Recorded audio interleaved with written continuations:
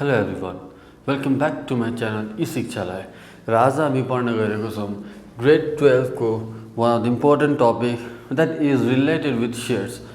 अब शेयर सँग रिलेटेड भयो obviously एउटा हुन्छ क्याश सँग रिलेटेड, अर्को हुन्छ डिभेन्चर र थर्ड पोर्सन भनेको शेयर तर के भयो त purchasing the assets issuing the shares.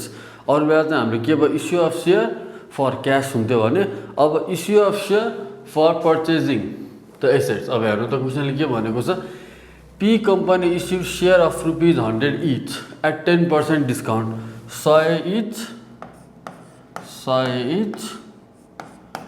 10% discount भनेपछि अभियसली कति हुने भयो त प्राइस ₹90 हुने भयो हैन त ₹10 डिस्काउन्ट भएपछि अभियसली ₹90 पर सेयर भयो. फ्रम एस कम्पनी कोबाट किन्दैछ त एस कम्पनी पी कम्पनीले सेयर इस्यु गर्दैछ 10% डिस्काउन्टमा कसको एसेट्स किन्छ त from S company P company issue share of ₹100 each at 10% discount to purchase assets from S company. अब के रहेछ त प्लान्ट एन्ड मसिनरी रहेछ, फर्निचर रहेछ, इन्भेन्ट्री रहेछ. अब रिक्वायरमा सिम्पली के भनेको छ general entries for purchase by issuing shares. So simple. अब यस्तो क्वेसन देख्ने बित्तिकै यस्तो क्वेसन फर्स्टमा देख्ने बित्तिकै अरू कुरा केही पनि सोच्नु पर्दैन. No need to think of anything. Simple and easier method. माथि भएको अभाइलेबल इन्फर्मेसन डेबिट हो कि क्रेडिट हो त्यति चाहिँ थाहा हुनु पर्यो. जस्तै plant and machinery is obviously debit assets हो, फर्निचर एसेट्स हो, इन्भेन्ट्री एसेट्स हो. त्यसैले फर्स्ट स्टेप केही गर्नु पर्दैन, जस्तो छ छुबाउ सार्दिने. जस्तै इक्जाम्पलको लागि भन्दा पनि डाइरेक्टली सर्ट आउट गर्नको लागि सिम्पल लेखिदिने plant and machinery account debit. कतिको छ त डेबिट 6 लाख. त्यसै गरिकन अर्को के छ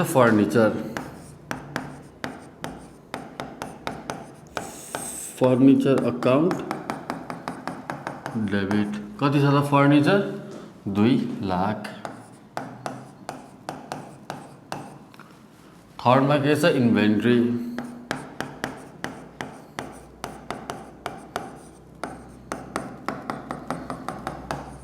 डिआर कति छ त डेबिट 1 लाख. बस अरू हामीलाई के इन्फर्मेसन दिएको छैन. सिम्पली अब टूलाई छोडा अलिकति मैले ग्याप राखेँ है त 2. अब हामीले कसको कम्पनी किन्न आँटेको त फ्रम एस कम्पनी जहिले पनि टु भेन्डर.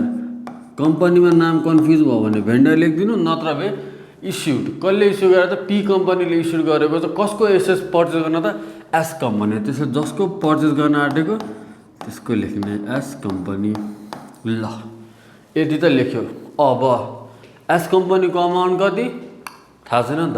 क्वेसनले केही पनि भनेको छैन. यो प्रिभियस इयरमा आएको क्वेसन हो बोर्ड एक्जाममा. त्यसैले अलिकति सिरियस हुँ मलाई.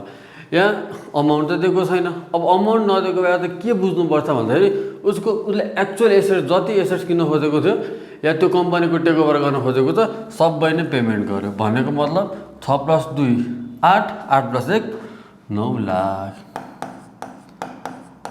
सिम्पल ल्याङ्ग्वेजमा केही पनि कन्फ्युज हुनुपर्ने केस छैन है. जति एसेट्स छ 6 लाख, 2 लाख र 1 टोटल गरेर 9 लाख. 9 लाख नै भन्यो. 9 लाख भन्यो त्यति नै के भन्यो टु भेन्डर्स लेख्ने एस कम्पनी भयो सकिहाल्यो. यसलाई अलिकति यस्तो भयो एस कम्पनी बिङ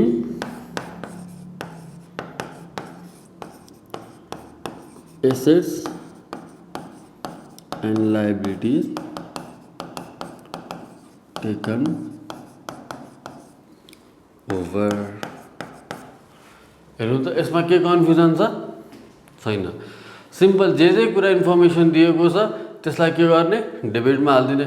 बाँकी कुनै पनि इन्फर्मेसन नदिएको कारणले गर्दाखेरि सिम्पली टोटल एसेट्स कति हुन्छ त गर्ने र टु एस कम्पनी या टु भेन्डर्स कम्पनी लेखेर 9 लाख रुपियाँ टोटल ल्यायो. 6 लाख, 2 लाख + 1 लाख 9 लाख गरिदिने. न्यारेसन लेख्न नबिर्सनु होला. Being assets and liabilities taken over. यो त सिम्पल केस भयो. अब जब हामी नम्बर 2 केसमा जान्छौँ भेन्डरको नि बनाउनु पर्यो. अभियसली के लेख्छौँ त vendor bracket S company company account debit, यो डिस्काउन्टमा भएको छ, so discount on issue of share account debit to share capital. प्रिमियममा भएको थियो त्यो अनुसारको केस हुन्थ्यो, यो डिस्काउन्टको केस छ। अब सेयर्स, अब नम्बर अफ सेयर्स त चाहियो। अब नम्बर अफ सेयर्स कसरी निकाल्ने त? How to find out the number of shares? अब यसको लागि फर्मुला छ, नम्बर, मैले टी भनेको सर्टकटमा लेखेँ, total number of shares is equals to purchase price of assets divided by issued price per share. हेर्नु त पर्चेस प्राइस कति छ total? 9 lakh. Issued price per share कति थियो? 90 होइन त? यहाँ लेखेको छु मैले 90 डिस्काउन्ट दिइसकेपछि। भनेपछि कति हुनुभयो त? 10,000 सेयर्स। कति आउने भयो? 10,000 सेयर्स। भनेपछि अब यहाँ के लेख्नु पऱ्यो? मैले साइडमा लेख्दै ल, अलिकति माथि लेख्छु, 10,000 सेयर्स इन्टु रुपिस कति भयो? 90 भयो, अभियसली 9 लाख। यहाँ कति हुने भयो त? 10,000 इन्टु 10 भनेपछि 1 लाख। र टोटलमा यहाँ कति हुनुभयो? 10,000 सेयर इन्टु रुपिस 100 गरेर टोटलमा 10 लाख। सिम्पल। अब न्यारेसन लेख्दा के लेख्ने? Being share issued at discount. Simple ल्याङ्ग्वेजमा यसरी गर्नुभयो भने चाहिँ you won't find any kinds of problem. अलिकति कन्फ्युज हुनुहुन्छ होला यसरी मैले लाइनलाई यस्तो भनेर। वाइ? बिकज कन्फ्युजन हुनुपर्ने केस केही पनि छैन। फर्स्टमा के आइडेन्टिफाई गर्नु पर्यो त? Debit, assets, credit, liabilities. तर यहाँ क्वेसनमा सबै एसेट्स मात्रै भएको कारणले गर्दाखेरि सिम्पल एसेट्स मात्रै डेबिट भयो। To vendors as company, issued गरेको होइन, कसले किन्न खोजेको त्यसको नाम लेख्ने। P company issued a share of rupees 100 each at 10% discount to purchase the assets. कसबाट त? From S company. एस कम्पनीको जहिले पनि नाम लेख्ने। एस कम्पनी जहिले पनि जसको किन खोजेको त्यसको एस कम्पनी लेख्ने। So simply 9 lakh. अब 9 लाख कहाँबाट आयो भनेर सोध्नुभयो भने it's like the calculation, total calculation 6 lakh plus 2 lakh 8 lakh, 8 lakh plus 1 9 lakh. यो 9 लाख लिएको सक्यो। त्यसपछि अर्को अकाउन्टमा आउनु पर्छ भेन्डरसँग अफिलिएटेड, भेन्डर अकाउन्ट डेबिट या एस कम्पनी अकाउन्ट डेबिट। डिस्काउन्टमा दिएको छ, discount is always debit. D stands for debit. Simple के बुझ्नु पऱ्यो भन्दाखेरि डिस्काउन्ट जहिले पनि के हुन्छ त? डेबिट हुन्छ। So discount on issue of share account debit to share capital being share issued at discount. यो सिम्पल पुरै डिटेल्समा लेख्दा पनि हुन्छ, यदि सर्टकटमा लेख्दा पनि हुन्छ, केही पनि फरक पर्नेवाला छैन। अब नम्बर अफ सेयर 10,000 सेयरले कहाँबाट ल्याउनु भयो भन्दाखेरि total number of share, total number of shares is equals to purchase price of assets divided by issued price per share. Total purchase price कति थियो? 9 lakh. Issued price per share कति भयो त? 90।